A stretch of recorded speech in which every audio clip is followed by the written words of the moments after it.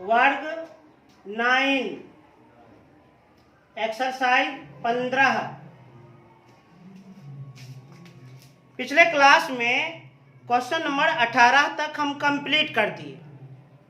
अब देखा जाए क्वेश्चन नंबर 19, एकदम एकाग्र मन से देखा जाए।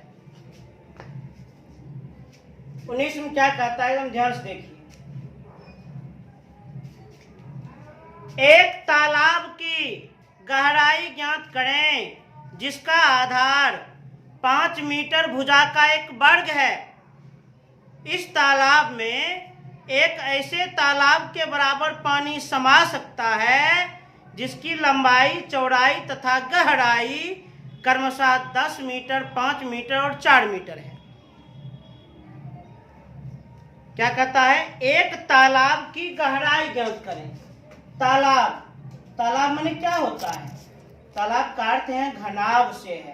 क्यों? क्योंकि तालाब में लंबाई, चौड़ाई और गहराई है। एक तालाब की गहराई ज्ञात करें अर्थात ऊंचाई ज्ञात करें जिसका आधार 5 मीटर भुजा का एक वर्ग है। तालाब का जो आधार है, आधार 5 मीटर भुजा का एक वर्ग है। वर्ग का अर्थ जितना लंबाई उतना ही चौड़ाई, जितना लंबाई उतना ही चौड़ाई। तालाब का आधार 5 मीटर भुजा का एक वर्ग है अर्थात लंबाई भी 5 मीटर और चौड़ाई भी 5 मीटर। अब कहता है इस तालाब में एक ऐसे तालाब के बराबर पानी समा सकता है। पहले तालाब में दूसरे तालाब के बराबर पानी समा सकता है। एक और तालाब है, एक और तालाब है। ये फर्स्ट है और ये सेकेंड है। इस तालाब में एक ऐसे तालाब के बराबर पानी समा सकता है जिसकी लंबाई, चौड़ाई तथा गहराई क्रमशः 10 मीटर, 5 मीटर और 4 मीटर है। प्रश्न को थोड़ा ध्यान से समझिए। प्रश्न क्या कहता है? प्रश्न का कहना है एक तालाब की गहराई ज्ञात करें जिसका आधार 5 मीटर भुजा का वर्ग है अर्थात 5 मीटर लंबाई, 5 मीटर चौड़ाई। पुनः कह रहा है इस तालाब में एक ऐसे तालाब के बराबर पानी समा सकता है। पहले वाले तालाब में एक ऐसे तालाब के बराबर पानी समा सकता है जिसकी लंबाई, चौड़ाई और गहराई क्रमशः 10 मीटर, 5 मीटर और 4 मीटर है। तो प्रश्न के कथन से स्पष्ट हो गया पहले तालाब में कितना पानी समा सकता है, तो दूसरे तालाब के बराबर। पहले तालाब में दूसरे तालाब के बराबर पानी समा सकता है। कहने का अर्थ पहले तालाब में दूसरे तालाब के बराबर पानी समा सकता है। इसका मतलब पहला तालाब में उतना ही जगह है जितना दूसरे तालाब में। तब तो दूसरे तालाब वाला पानी पहले तालाब में समा सकता है अर्थात दोनों तालाब में एक समान जगह है। जगह का अर्थ आयतन से होता है। तो प्रश्न से स्पष्ट हो गया कि दोनों तालाब का आयतन बराबर है। प्रश्न से स्पष्ट हो गया पहले तालाब का आयतन, तालाब का आयतन बराबर है दूसरे तालाब का आयतन। तालाब माने घनाभ, घनाभ का आयतन L गुना B गुना H। पहले तालाब का आयतन L गुना B गुना H निकालना है। दूसरे तालाब का आयतन, तालाब माने घनाभ, घनाभ का आयतन L गुना B गुना H 10 गुना 5 गुना 4। अब इसको सॉल्व कर दिया जाए। 25H बराबर 200, H बराबर 200 बटे 25, 25 8 200, H बराबर 8 मीटर। अर्थात पहले तालाब की गहराई कितनी है? तो पहले तालाब की गहराई 8 मीटर है। स्पष्ट हो गया। इस प्रश्न से स्पष्ट हो गया था कि दोनों तालाब का आयतन बराबर है। कर दिया आयतन बराबर। अब अगले प्रश्न को देखा जाए। 20 का 1 नंबर।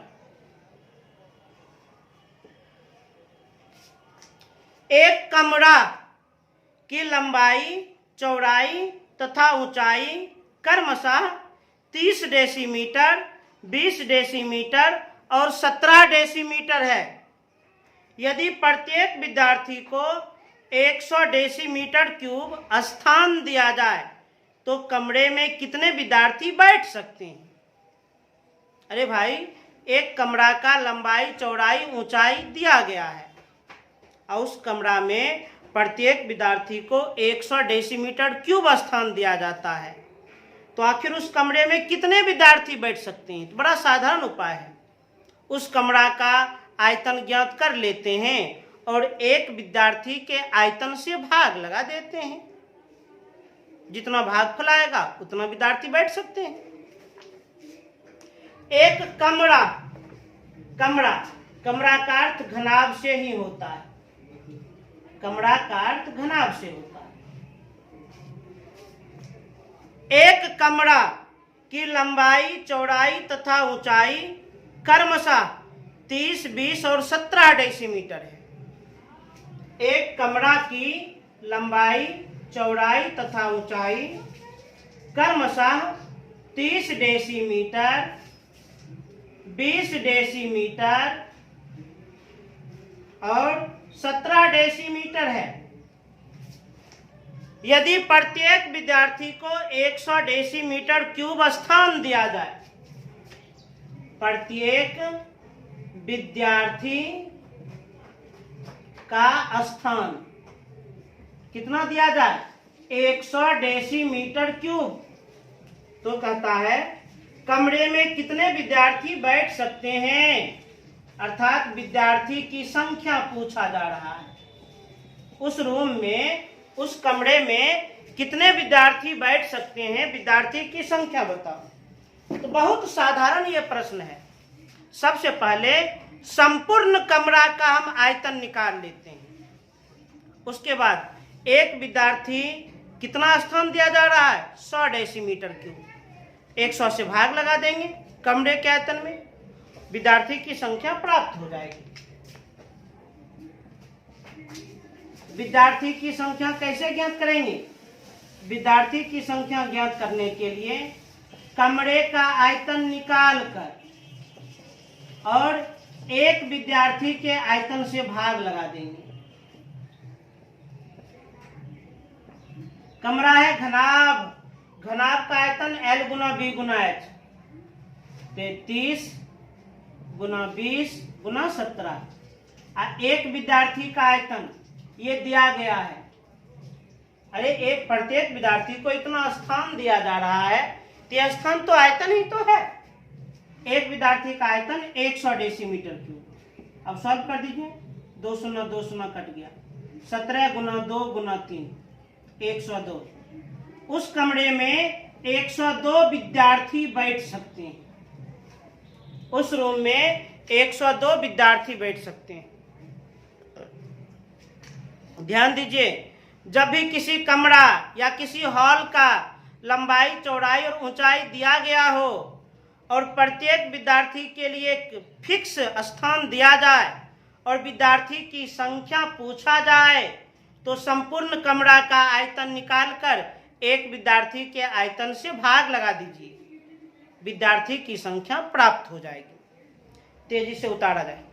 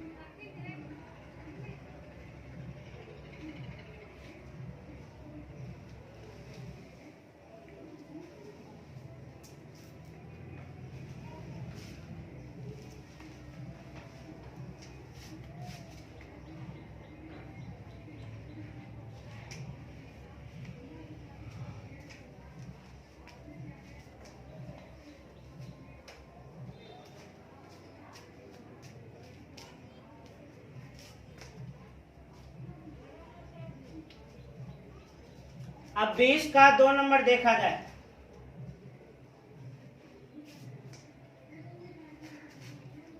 बीस का 2 नंबर,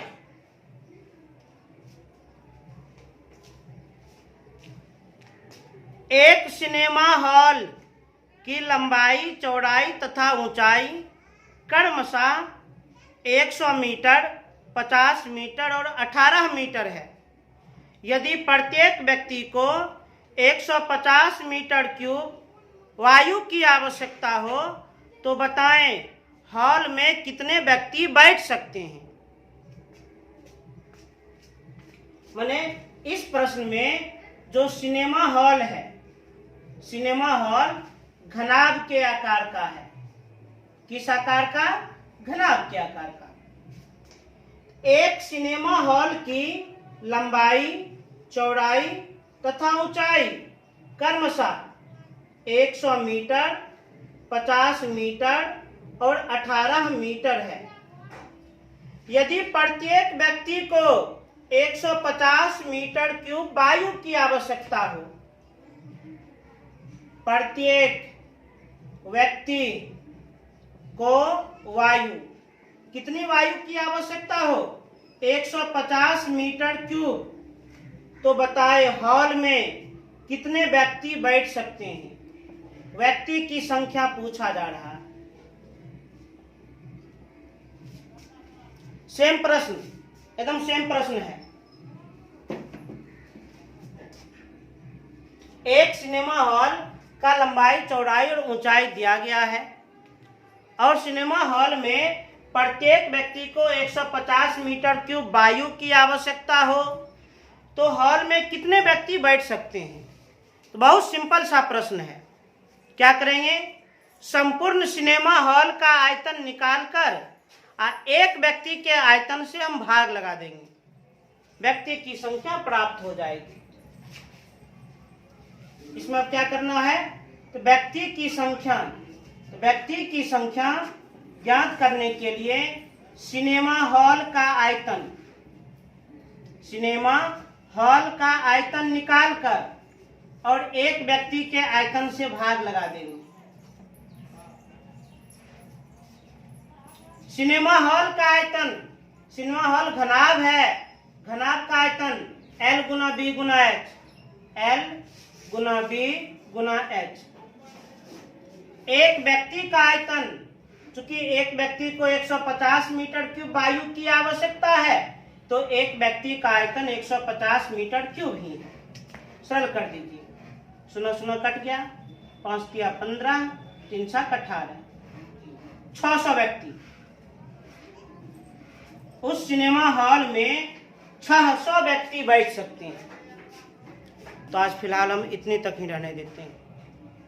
कुछ आवश्यक काम है इसलिए आज छोटा छोटा हम वीडियो बनाए। अच्छा, एक महत्वपूर्ण सूचना आप लोग को दे रहे हैं। अगले वीडियो से हम फिजिक्स का वीडियो अपलोड करेंगे। गणित का तो हम कर ही रहे थे, अगले वीडियो से हम फिजिक्स का भी वीडियो अपलोड करेंगे। तो एक तरह से आप लोग को होमवर्क है कि एक्सरसाइज 15 में 1 से लेकर 20 तक कंप्लीट आप लोग बना लेना और कल से हम फिजिक्स का भी क्लास करेंगे। इसलिए आप लोग से हम ये भी उम्मीद कर रहे हैं कि चैनल को सब्सक्राइब कीजिएगा, लाइक कीजिएगा और अधिक से अधिक शेयर कीजिएगा। कल लगभग 2 घंटे की क्लास हम करेंगे, मैथ के लिए भी और फिजिक्स के लिए भी। तैयार रहिएगा और सब आदमी अभी घर में ही रहें, क्योंकि अभी बहुत ही खतरनाक स्थिति हमारे इस क्षेत्र की है।